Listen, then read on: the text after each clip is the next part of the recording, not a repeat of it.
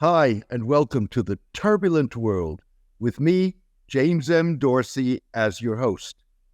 Israel wasn't slamming the door on renewed indirect prisoner swap negotiations with Hamas when it this week barred David Barnea, the head of Mossad, the country's foreign intelligence agency, from traveling to Qatar to explore possibilities for renewed exchanges. Instead, it was maneuvering for greater leverage in potential talks and expressing doubts about whether Hamas could deliver a second temporary truce in the Gaza war that would make further prisoner swaps possible. Israeli media reports suggested that Prime Minister Benjamin Netanyahu and Defense Minister Yoav Gallant opposed the trip in the belief that Hamas's Qatar-based leaders had lost contact with the group's Gaza leadership after it failed to respond to Qatari proposals.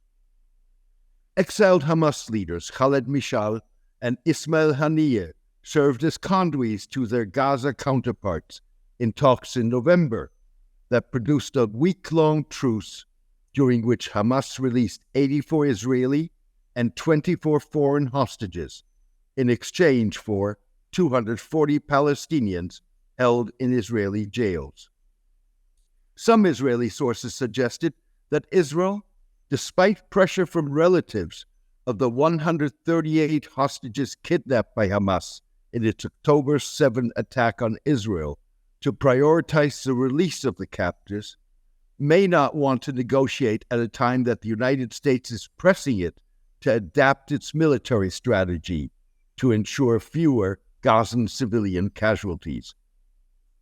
Mr. Barnea was stopped from traveling a day after U.S. President Joe Biden met in the White House with relatives of American nationals held hostage by Hamas. Israel's negotiating position was weakened by a U.S. intelligence assessment, concluding that half of the air-to-ground ordnance Israel has dropped on Gaza since October 7 consisted of unguided rather than precision-guided munitions. The report challenged Israeli assertions that its military sought to spare or minimize civilian casualties. Israel was quick to counter the assertion. There is no such thing as dumb bombs. Some bombs are more accurate. Some bombs are less accurate. What we have is mostly pilots who are precise. There is no chance that Israel's Air Force or other military units fired at targets that were not terror targets, said Agriculture Minister Avi Dichter, a member of Israel's security cabinet. The Hamas-controlled Gaza Health Ministry puts casualties at close to 19,000. The ministry classifies all casualties as civilian. It is unclear whether that number includes Hamas fighters, or whether the ministry simply does not publish that figure. Even if fighters were included, the vast majority of casualties, including 7,700 children, are civilians. Israel puts the number of fighters killed at about 7,000, including 10 battalion and brigade commanders. Hamas is estimated to have 30,000 fighters. Qatar appears to see a second round of prisoner swaps as a possible way of turning a limited and temporary deal into something that could lead to an end in the fighting and create the basis for negotiations to resolve the Israeli-Palestinian conflict. This week, Israeli President Isaac Herzog poured cold water on peace talks and the creation of an independent Palestinian state alongside Israel anytime soon. In order to get back to the idea of dividing the land, of negotiating peace, or talking to the Palestinians, etc., one has to deal first and foremost with the emotional trauma that we are going through and the need and demand for full sense of security for all people, Mr. Herzog said. In wanting to negotiate a second round of prisoner exchanges, Qatar reportedly proposes it involve not only women and children, but also men. Last month's swaps exclusively involved Israeli women and children and foreign nationals held by Hamas in exchange for Palestinian women and children incarcerated by Israel. In a move that could influence strained relations between Hamas and the West Bank-based Palestine Authority, Qatar reportedly suggested that Marwan Barghouti, a popular member of Palestinian President Mahmoud Abbas's al-Fatah group, be included in a potential exchange. Widely seen as a potential successor to 87-year-old Mr. Abbas, if Israel releases him, Mr. Barghouti was convicted to 5 cumulative life sentences in prison on murder charges. Israel accuses Mr. Barghouti of founding the Al-Aqsa Martyrs Brigades, a coalition of Palestinian armed groups in the West Bank. In 2006, Mr. Barghouti authored from prison a national conciliation document of the prisoners that was co-signed by Hamas. The document endorsed Palestinians' right to resist Israeli occupation, implicitly including armed resistance, while appearing to envision a two-state solution. Exiled Hamas leaders' apparent willingness to re-engage in prisoner swap negotiations reverses their earlier refusal to discuss exchanges until Israel halts its assault on Gaza. The turnaround fits a pattern of convoluted and contradictory statements by Hamas leaders, as well as Iranians, suggesting that militants and their backers are maneuvering for the day the guns fall silent in Gaza. The maneuvering started when Iran signed on to a statement by leaders of Arab and Muslim-majority countries gathered in Riyadh last month, endorsing the creation of a Palestinian state alongside Israel.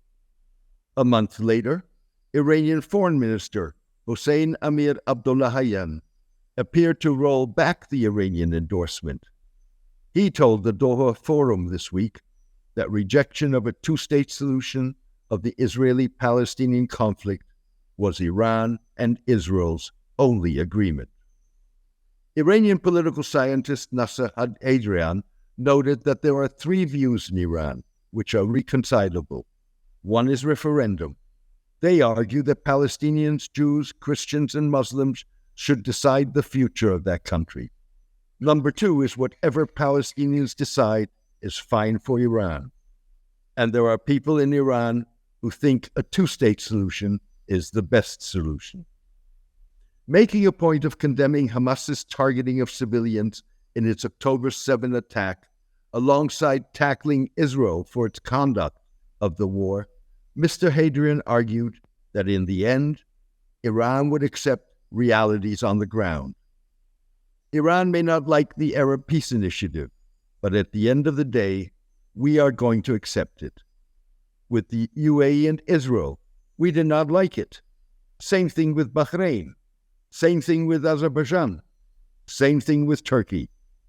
But we have a relationship with all of them. It's the same thing with Saudis. We don't like it, but we're going to accept it, Mr. Hadrian said.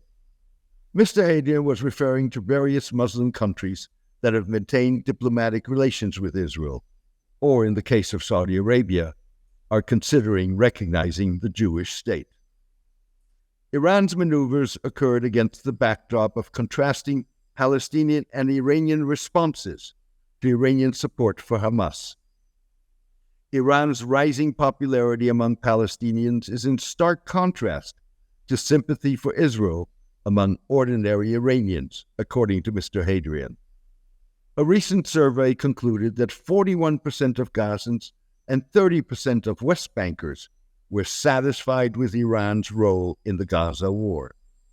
Yemen's Houthi rebels, who have fired missiles towards Israel and attacked Israel-related shipping in the Gulf, scored double those numbers. Iranians' response is diametrically opposite. In the whole world, there are 2 peoples who might agree with Israel. One is the Israeli people. The other is a good portion of the Iranian people. The reasons are clear. It's not the Israelis or the Palestinians per se. It is rather a reaction to our own government. If our government is going to support the Palestinians, then our people are going to oppose the Palestinians. It is a reaction to our own government in Iran, Mr. Hadrian said. Much like Iran, exiled Hamas officials, in an exercise of one step forward, two steps backward, signaled that recognition of Israel was not beyond the pale. Hamas Political Bureau member Musa Abu Marzouk suggested in an interview in Doha that the group would recognize Israel as part of burying its war hatchet with the Palestine Authority. The move would ensure, at least as far as the Palestinians are concerned, that the group would be part of any post-war Palestinian administration of Gaza. You should follow the official stance. The official stance is that Palestine President Abbas's Palestine Liberation Organization has recognized the state of Israel. We are seeking to be part of the PLO, and we said we will respect the PLO's obligations, Mr. Abu Marzouk said. The PLO, a coalition of Palestinian factions other than Hamas, recognized Israel's right to exist and renounced terrorism in 1988. In exchange, Israel acknowledged the PLO as the representative of the Palestinian people. In a similar vein, Mr. Haniyeh, the head of Hamas's political bureau, vaguely suggested that the group would accept talks that could lead to a political path that secures the right of the Palestinian people to their independent state, with Jerusalem as its capital. Mr. Haniyeh did not clarify whether he was referring to a one- or two-state solution, but insisted that any plan for post-war Gaza that did not involve Hamas would be a delusion. Once published, Mr. Marzouk appeared to soften or walk back his remarks, insisting they had been misunderstood. What he wanted to say, Mr. Marzouk suggested, was that I confirm that the Hamas movement does not recognize the legitimacy of the Israeli occupation and does not accept giving up any of the rights of our Palestinian people, and we reaffirm that the resistance will continue until liberation and return. The exiled Hamas officials' convoluted exercise came as Palestine Authority Prime Minister Mohammed Shtayyeh described Hamas as an integral part of the Palestinian political mosaic. He suggested the group could join the PLO if it accepted its commitments, including recognition of Israel. The exiled Hamas leader's recent moves may be one reason for a breakdown in communication with Yahya Sinwar and other Gaza-based leaders. Israeli media reports suggested that Mr. Sinwar was furious after learning that the exiled leaders were discussing post-war arrangements with the Palestine Authority. Thank you for joining me today. I hope you enjoyed today's column and podcast. The turbulent world with James M. Dorsey depends on the support of its readers. For the past 12 years, I have maintained free distribution as a way of maximizing impact. I am determined to keep it that way. However, to avoid putting up a paywall, I need the support of a core of voluntary paid subscribers to cover the cost of producing the column and podcast. If you believe that the column and podcast add value to your understanding and that of the broader public, please consider becoming a paid subscriber. You can do so by clicking on Substack on the subscription button at www.jamesmdorsey.substack.com and choosing one of the subscription options. Thank you. Take care and best wishes.